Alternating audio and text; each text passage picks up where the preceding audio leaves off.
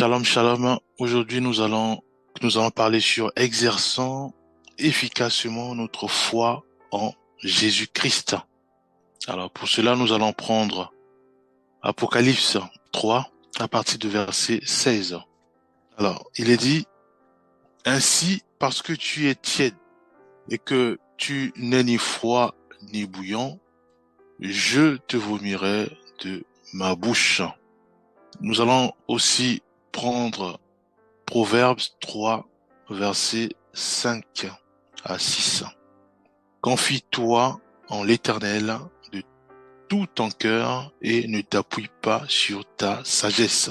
Prenons aussi un verset que nous mettons tous, donc c'est Matthieu 7, qui dit simplement « Demandez et l'on vous donnera, cherchez et vous trouverez, frappez et l'on vous ouvrira. » Ici, le Seigneur nous fait comprendre que nous devons simplement avoir le regard fixé vers lui.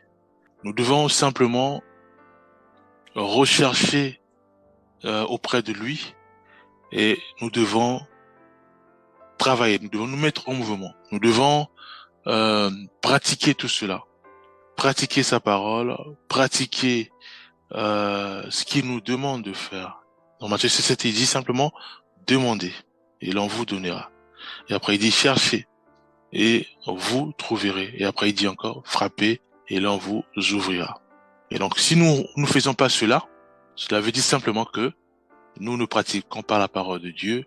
Et en pratiquant pas la parole de Dieu, donc ici Dieu nous parle que nous sommes maintenant tièdes. Voyons-nous.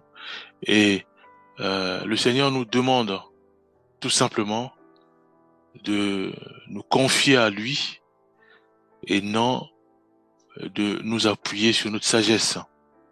Donc, si je veux absolument travailler, soit pour le Seigneur, je veux absolument parler du Seigneur auprès de mon père, ma mère, de l'Évangile. Je veux absolument mettre en place, par exemple, un groupe de maison ou un groupe de prière à la maison. Voilà, le Seigneur me demande à moi d'abord de m'appuyer sur lui, de lui demander, de rechercher sa présence, de rechercher sa volonté, ses orientations, son modèle, hein, voyez-vous. Mais ne pas le faire, je deviens tiède. Hein. Je suis enseigné, je connais la parole de Dieu, je sais beaucoup de choses dans la parole de Dieu, puisque j'ai reçu du Saint-Esprit le discernement de sa parole, la connaissance de la parole de Dieu. Alors le Seigneur me demande à moi de ne pas être tiède. Je dois mettre tout cela en pratique, je dois aussi transmettre cela auprès de mon frère, de ma sœur, de ma petite sœur, de mon grand frère, de mon père, ma mère, mes voisins. Je dois transmettre cela. Alors, comment faire? Le Seigneur me demande à moi de m'appuyer sur lui et non sur ma sagesse. Voyez-vous?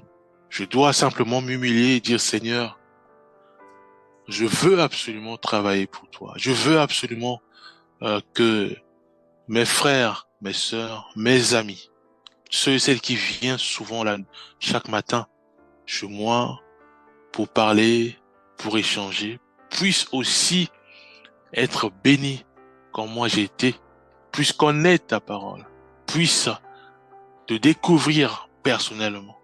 Maintenant, guide-moi, oriente-moi, quelle stratégie mettre en place pour échanger quand ils seront à la maison. Voyez-vous? Donc nous devons parfois au milieu de nos amis à la maison, puisque souvent on a des frères et sœurs, et ils ont cette grâce-là d'être toujours entourés des gens, entourés de leurs sœurs, de leurs frères, de leurs amis. Soit c'est le matin, donc on peut se retrouver à 17, à 15, à 7, à 6, à 3.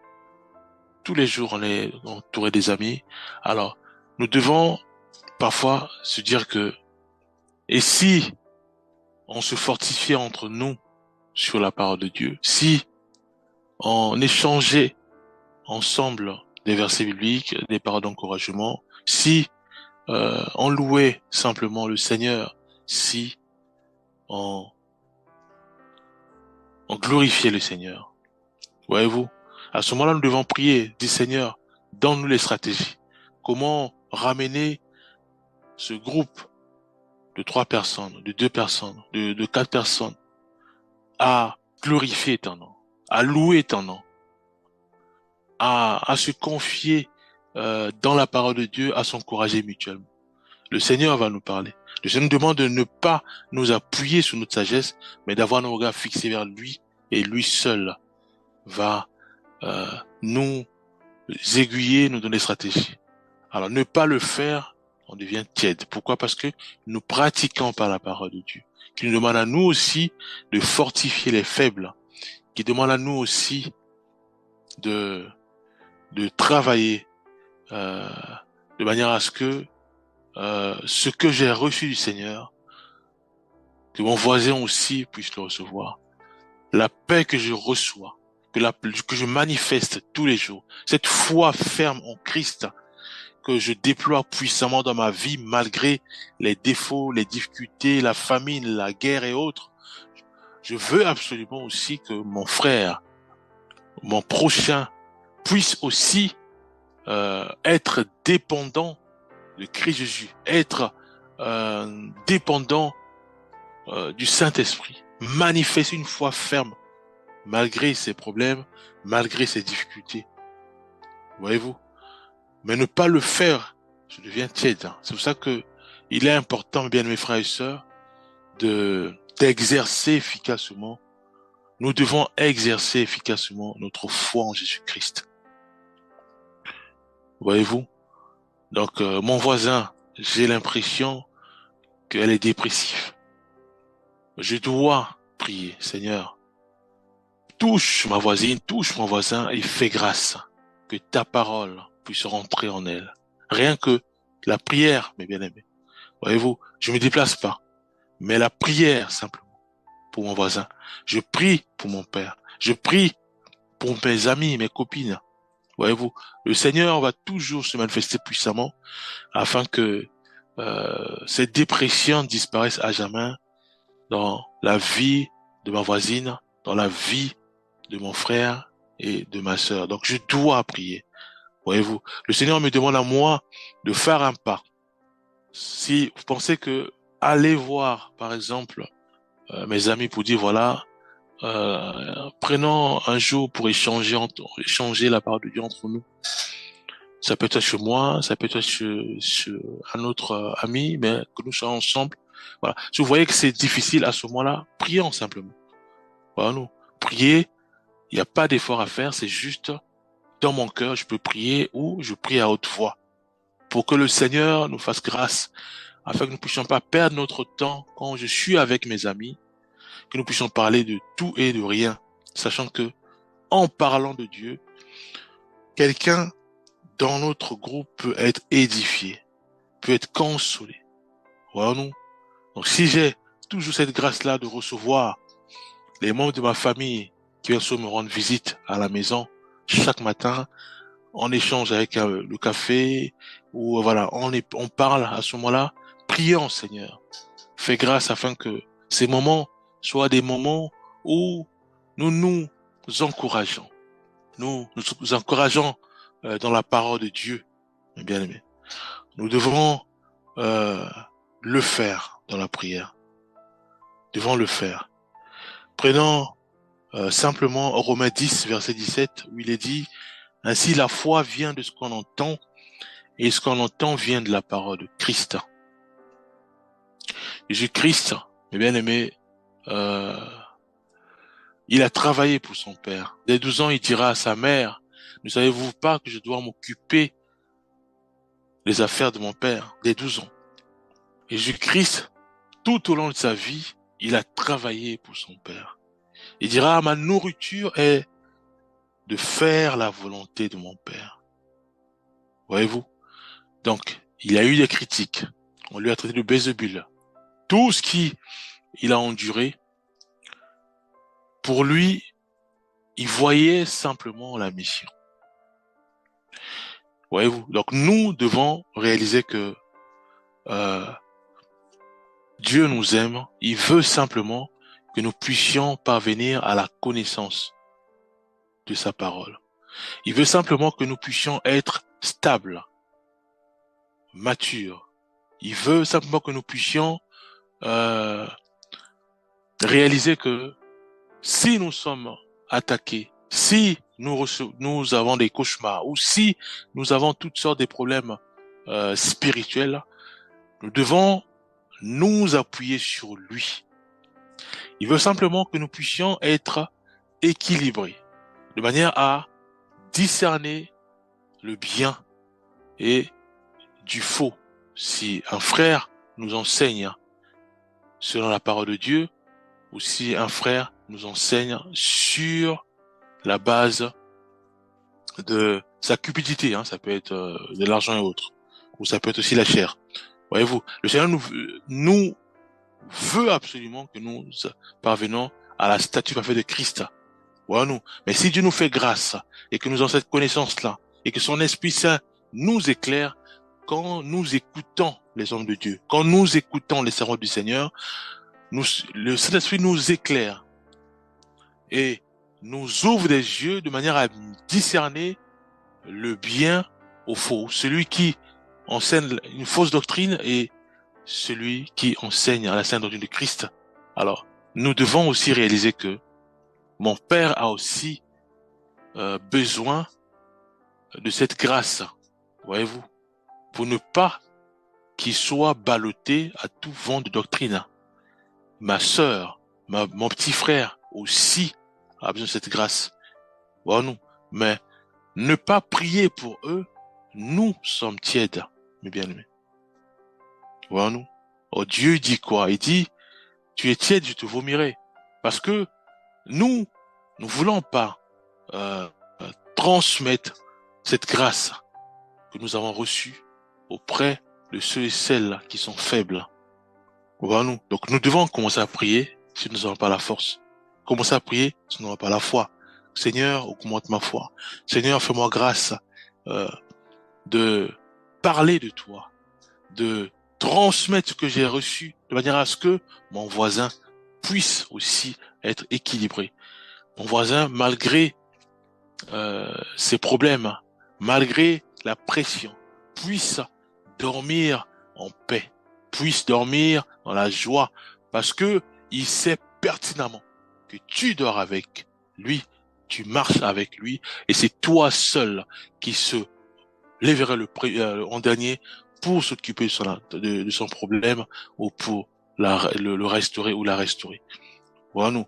Donc, cette paix qui vient du Père, que nous avons reçue par grâce, nous devons aussi témoigner de manière à ce que ceux et celles qui sont avec nous puissent aussi en bénéficier, mes bien-aimés. Cela passe par la prière, passe par demander. On demande, Seigneur, fais grâce afin que ma mère soit stable, équilibrée, puisse compter que sur toi. Demandez. Si ça passe pas, Dieu dit cherchez. Nous devons chercher, rechercher le Seigneur, soit dans la parole, rechercher le Seigneur, soit par les temps de jeûne et prière. Il dit frapper, toujours par temps de jeûne et prière. Seigneur, manifeste ta miséricorde. Manifeste ta miséricorde. Afin que mes amis, mes amis qui sont toujours avec moi, fais grâce, afin que la puissance de ton Esprit Saint nous touche tous, de manière à ce que nous puissions simplement nous encourager mutuellement sur la base de ta parole. Nous puissions travailler sur la base de ta parole de manière à ce que tous, nous puissions être dépendants de toi et que nous puissions manifester une foi ferme. De manière à ce que malgré les tensions, les difficultés, que chacun puisse manifester une foi ferme en toi, être dépendant de toi et manifester la paix. Matthieu 5, verset 16. Que votre lumière luise ainsi devant les hommes, afin qu'ils voient vos bonnes œuvres et qu'ils glorifient votre Père qui est dans les cieux. Le Seigneur nous appelle simplement à pratiquer sa parole. C'est ça, pratiquer la parole de Dieu. Dieu nous demande de ne pas insulter, on n'insulte pas. C'est ça, pratiquer la parole de Dieu. On prie, Seigneur, j'ai tendance à sortir toujours des gros mots quand je suis en public, avec mes collègues. Toujours des gros mots, des mots blessants. Toujours des paroles qui sont accompagnées du mal ou d'insultes. Guéris, restaure ma vie afin que mes paroles soient accompagnées de joie, de paix, des mots ou des paroles qui rassemblent, qui bénissent, qui fortifient et non qui enseignent encore le mal. Voilà, nous. Alors si déjà nous commençons déjà à changer notre façon de parler, à ce moment-là, les frères, les amis qui sont en face de nous verront en nous un changement. Voilà, nous. Et à ce moment-là, nous sommes appelés lumière. Voilà, nous. Cela passe simplement par notre façon d'être. On change radicalement notre vie pour la calquer sur la vie de Christ. Nous changeons radicalement notre façon de parler. Donc si nous sortons des gros mots ou des paroles qui attisent la haine, qui blessent, à ce moment-là, nous transformons cela de manière à ce que seul l'amour, la paix qui règne, qui sortent à travers notre bouche, de manière à rassembler, à fortifier, à communiquer et à enseigner aussi, puisque les autres vont entendre ce que sortira de notre bouche. Mais ce sera des paroles de paix, d'amour et qui rassemblent. Voilà. À ce moment-là, mes bien-aimés frères et sœurs, oui, nous enseignons déjà. Oui, Dieu est content. Voilà. Parce que qu'est-ce que j'ai fait? J'ai juste pris la décision dans la prière, dans les jeûnes, de changer radicalement ma vie, de changer radicalement ma façon de parler, de manière à m'appuyer sur la parole. Oui, je pratique la parole de Dieu déjà. Voilà. Parce que mon père, ma mère, mes voisins, mes amis verront en moi un grand changement et ils voudront faire comme moi. Voilà. Je supporte plus les gros mots. Je supporte plus les paroles où c'est accompagné d'insultes, c'est accompagné de toutes sortes de choses du mal. Voilà. Donc le Seigneur nous appelle à vivre par la foi. Nous devons exercer puissamment et efficacement notre foi en Jésus-Christ. Nous devons aller à l'essentiel. Je suis béni. J'ai la connaissance de la parole de Dieu. Maintenant, je dois transmettre cela.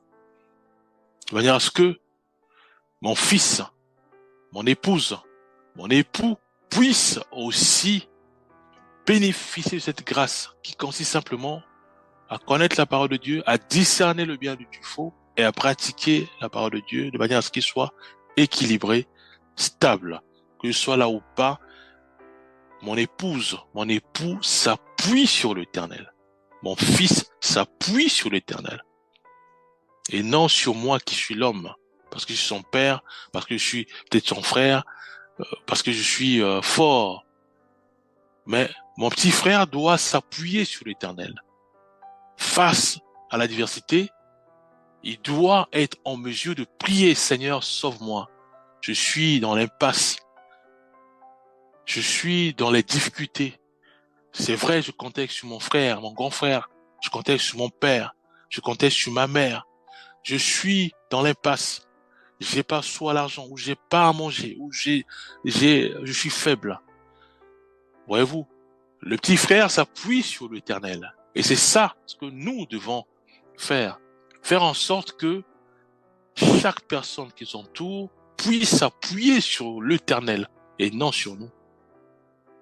Voilà, nous. Si nous ne le faisons pas, nous sommes tièdes. Nous n'exerçons pas efficacement notre foi en Jésus-Christ. Voilà, nous. En faisant ainsi, mes bien-aimés, oui, Dieu est content. Oui, le ciel est content.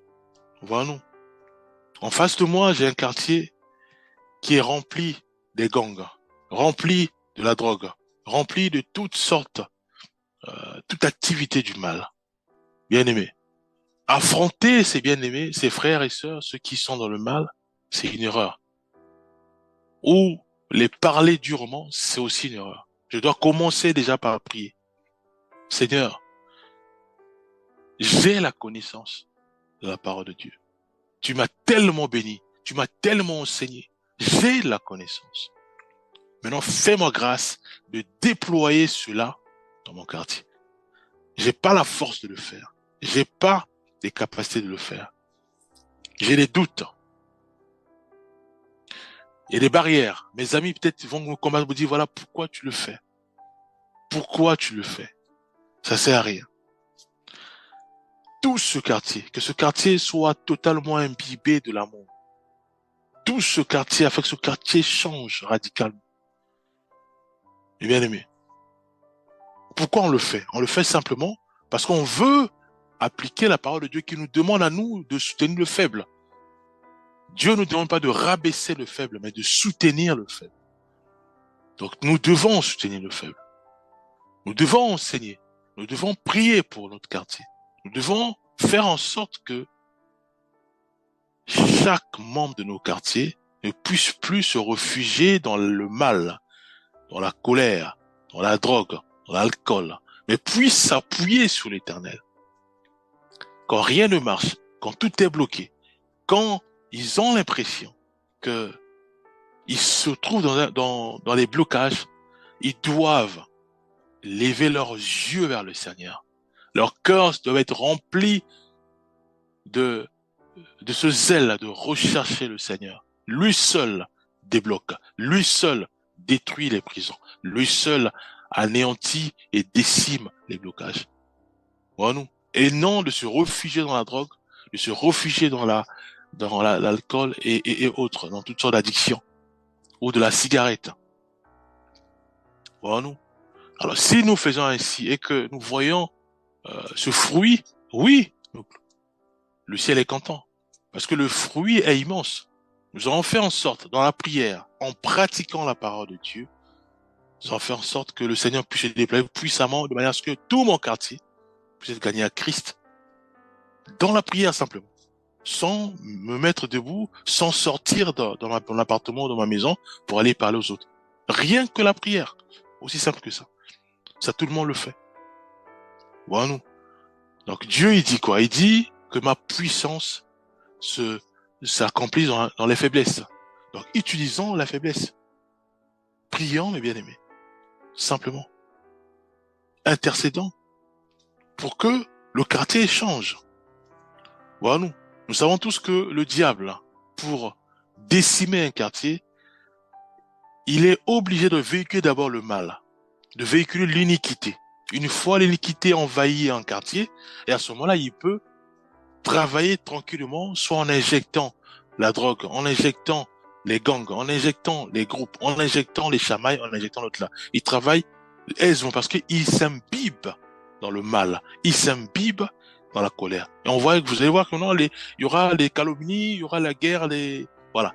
Or, si nous savons ainsi, et que maintenant nos stratégies à nous consistent simplement à prier de manière à ce que l'amour règne au sein de notre quartier, de manière à ce que le Saint-Esprit puisse s'imbiber et inonder l'amour dans la vie de chaque membre de notre quartier. Cela est possible, c'est dans la prière, puisque la force, c'est la prière. Dieu dit que nous n'aurons pas à lutter contre la chair et le sang. Donc l'erreur, c'est d'affronter mon quartier par les affiches, par toutes sortes. C'est bien de le faire, mais la première chose à faire, c'est dans la prière. C'est la guerre spirituelle. Prions le Seigneur et regardons les résultats. Si rien ne marche, continuons à prier, rechercher, frapper dans les jeûnes et prier. Seigneur, simplement mon quartier. Je veux booster ma foi, mais seul toi qui booste ma foi. C'est pour cela, fais grâce que ce quartier puisse s'appuyer sur toi, puisse se débarrasser des drogues, puisse se débarrasser du mal, des propos qui rabaissent, qui blessent le prochain. Fais grâce que l'amour règne, la paix règne. Fais grâce que l'iniquité recule dans ce quartier. Et l'iniquité a peur du bien, a peur de la lumière. Fais grâce que l'iniquité recule.